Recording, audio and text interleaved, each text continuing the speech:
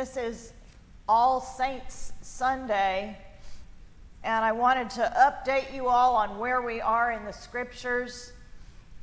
Last week we talked about Solomon and his adventures, and we're about 100 years after that now. Solomon was the wisest king ever, but he made a lot of mistakes, and so the kingdom which David had formed and Solomon had expanded had fallen apart. This was God's punishment to the people. So now we're in the northern of the two kingdoms. The kingdom had split into two, and this is set in the northern kingdom, and it was home to the scummiest of scumbag kings. We are in conflict with the Arameans, who will eventually be conquered by the Assyrians, who will then conquer us, the northern kingdom. Elisha, who you'll hear about today, has succeeded Elijah as the crankiest prophet in Israel. So I'm going to be reading 2 Kings chapter 5, verses 1 through 19, which is a few more verses than what I had printed in the bulletin. So listen to this story now and listen to what God is saying to you through these holy words. Naaman, commander of the army of the king of Aram, was a great man and in high favor with his master, because by him the Lord had given victory to Aram. The man, though a mighty warrior, suffered from leprosy. Now the Arameans, on one of their raids, had taken a young girl captive from the land of Israel, and she served Naaman's wife. She said to her mistress, "If only my Lord were with the prophet who is in Samaria, he would cure him of his leprosy." So Naaman went in and told his Lord just what the girl from the land of Israel had said. And the king of Aram said, "Go then, and I will send along a letter to the king of Israel." And he went, taking with him 10 talents of silver, 6,000 shekels of gold, and 10 sets of garments. He brought the letter to the king of Israel, which read, "When this letter reaches you, know that I have sent to you my servant Naaman, that you may cure him of his leprosy." When the king of Israel read the letter, he tore his clothes and said, "Am I God to give life or death, that this man sends word to me to cure a man of his leprosy? Just look and see how he is trying to pick a quarrel with me." But when Elisha, the man of God, heard that the king of Israel had torn his clothes, he sent a message to the king. "Why have you torn your clothes? Let him come to me, that he may learn that there is a prophet in Israel." So Naaman came with his horses and chariots and halted at the entrance of Elisha's house. Elisha sent a messenger to him, saying, "Go wash in the Jordan 7 times, and your flesh shall be restored, and you shall be clean." But Naaman became angry and went away, saying, "I thought that for me he would surely come out and stand and call on the name of the Lord his God, and he would wave his hand over the spot and cure the leprosy. Are not Abana and Pharpar, the rivers of Damascus, better than all the waters of Israel? Could I not wash in them and be clean?" And he turned and went away in a rage. But his servants approached him and said to him, "Father, if the prophet had commanded you to do something difficult, would you not have done it? How much more when all he said to you was, 'Wash and be clean'?" So he went down and immersed himself 7 times in the Jordan, according to the word of the man of God. His flesh was restored, like the flesh of a young boy, and he was clean. Then he returned to the man of God, he and all his company. He came and stood before him and said, Now I know that there is no God in all the earth except in Israel. Please accept a present from your servant." But he said, "As the Lord lives whom I serve, I will accept nothing." He urged him to accept, but he refused. Then Naaman said, "If not, please let 2 mule loads of earth be given to your servant, for your servant will no longer offer burnt offering or sacrifice to any god except the Lord. But may the Lord God pardon your servant on one count. When my master goes into the house of Rimmon to worship there, leaning on my arm, and I bow down in the house of Rimmon, when I do bow down in the house of Rimmon, may the Lord pardon your servant on this one count." Elisha said to him, "Go in peace." This is the word of the Lord. Thanks be to God. Will the children come forward, please? We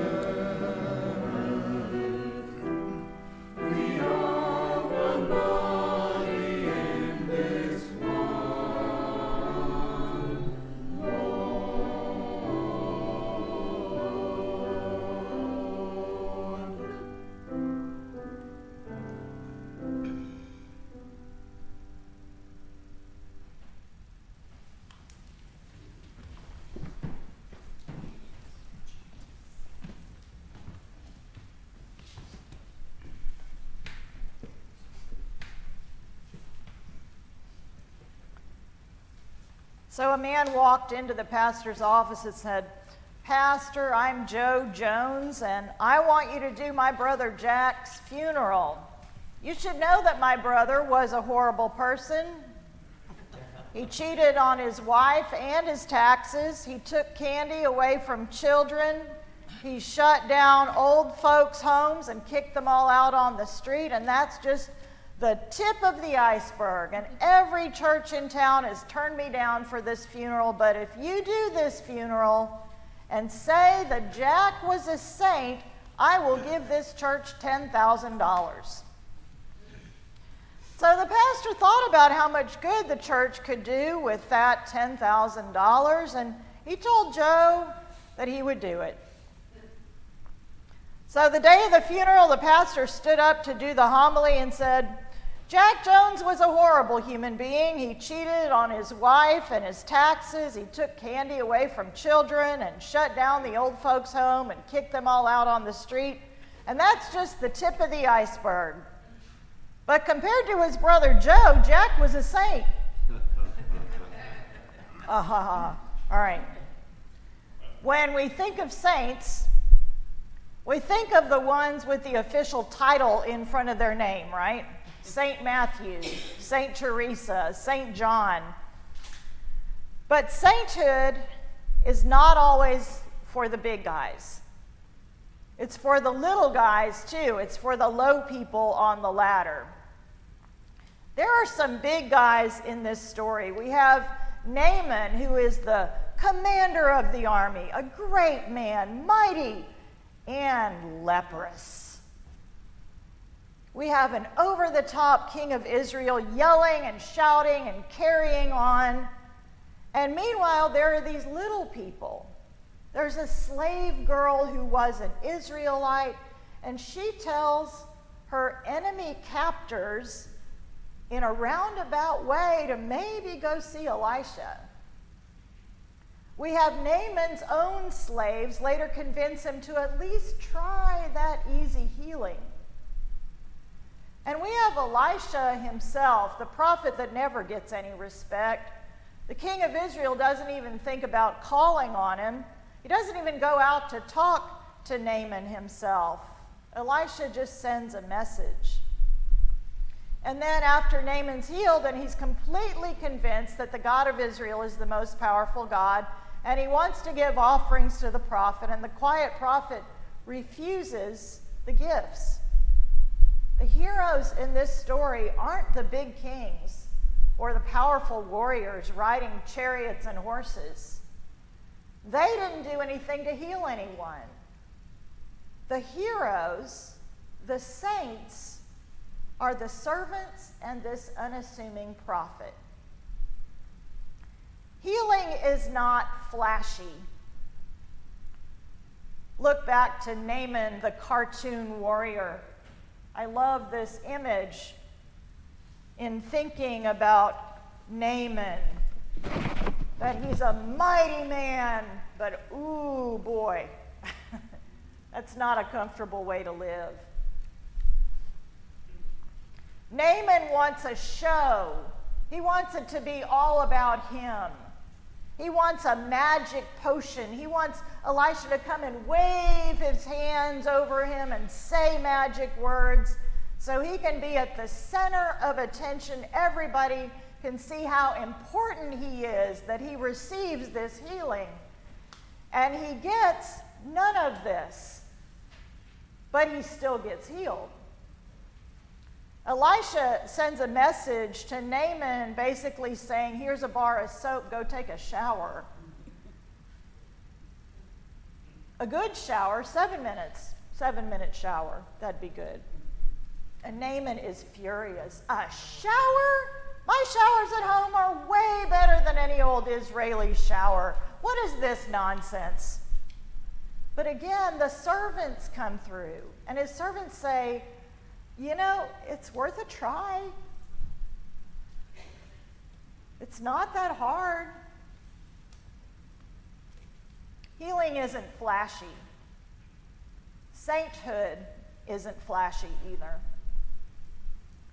Fred Rogers wrote this: A high school student wrote to ask, what was the greatest event in American history? I can't say. However, I suspect that like so many great events, it was something very simple and very quiet with little or no fanfare. The really important great things are never center stage of life's dramas. They're always in the wings. That's why it's so essential for us to be mindful of the humble and the deep rather than the flashy and the superficial. And Naaman is healed in such a blasé way. He tries to pile on the gifts and the praise and the glory, and Elisha replies, "Go in peace," which is a nice thing to say, but it's not much. It's, okay, bye. Oh, you're still here? I think that's kind of... He's not looking for recognition. Healing isn't flashy like that. Healing happens across barriers, too. Notice who's helping who here. The Israelites and the Aramites are not exactly mortal enemies, but they're not friends either. The king of Israel throws a fit when the king of Aram sends Naaman over for healing. But Naaman only wants to come because this little servant girl, stolen from her family in Israel and forced into slavery, recommends it. Think about how brave that is. She's not just telling her mistress that a local Aramite prophet might heal Naaman, but that the prophet back home in Israel can do it. Naaman's like, "I'm sick, I don't know what to do." And this little slave girl says, "Well, mighty warrior, regardless of the fact that you stole me from Israel and made me a slave, and ignoring that you were fighting over there against my people, you should know that there is someone over there who could really help." Over there? Over there, he's really good. You want me to go for healing to someone who might kill me? Your choice. I'm just saying he can if he wants to. Don't kill the messenger. Now, this slave girl could have just gone about her business, not aiding and abetting the enemy like she was basically doing. And Naaman could have decided it was too risky to go back into the place that he had been attacking and ask for help. But they both reached across enemy lines, and the healing took place.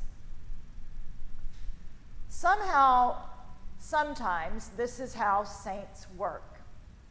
And this is how healing works. Across enemy lines. Across walls that would normally keep people separated.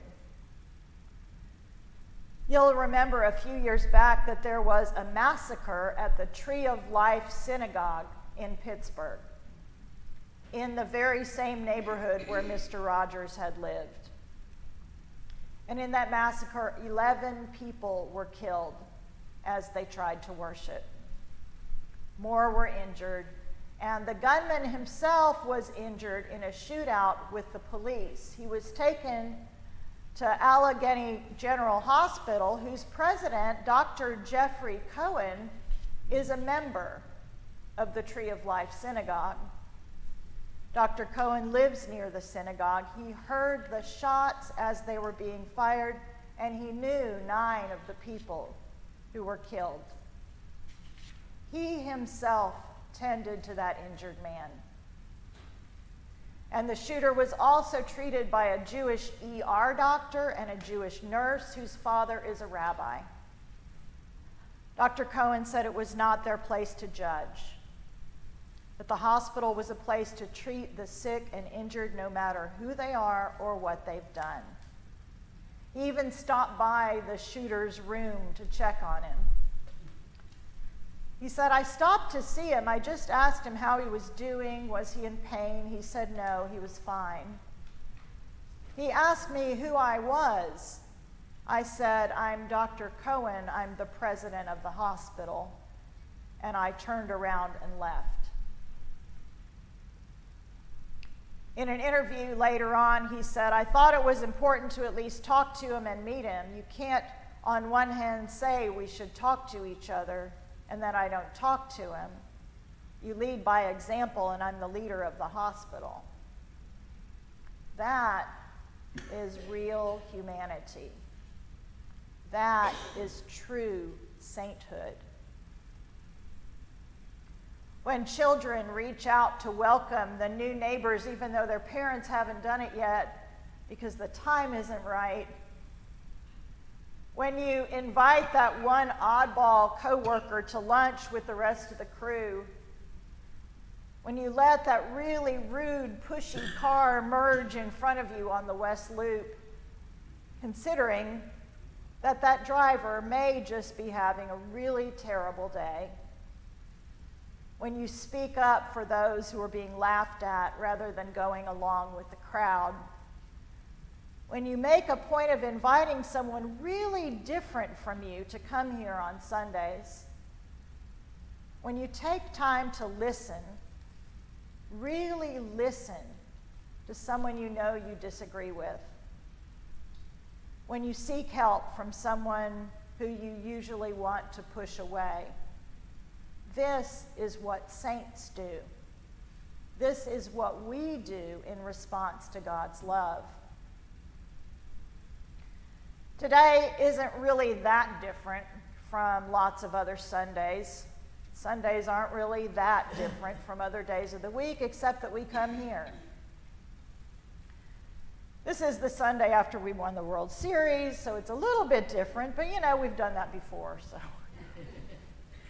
Halloween was fine, not much different than usual. We're not done with the elections. We don't have any results on anything, so we don't know if anything will change at all one way or the other. And none of us in this place is particularly prominent or glorious or glamorous or famous. We are not mighty warriors or great kings.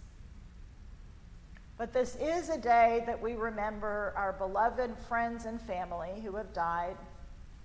And it's also a day that we consider our own belovedness, our own saintliness, and to rejoice that we're given opportunities to join in the healing of the world, no matter how insignificant we may feel, no matter what lines we have to reach across. May we all have the grace and the courage to go and do likewise. Amen.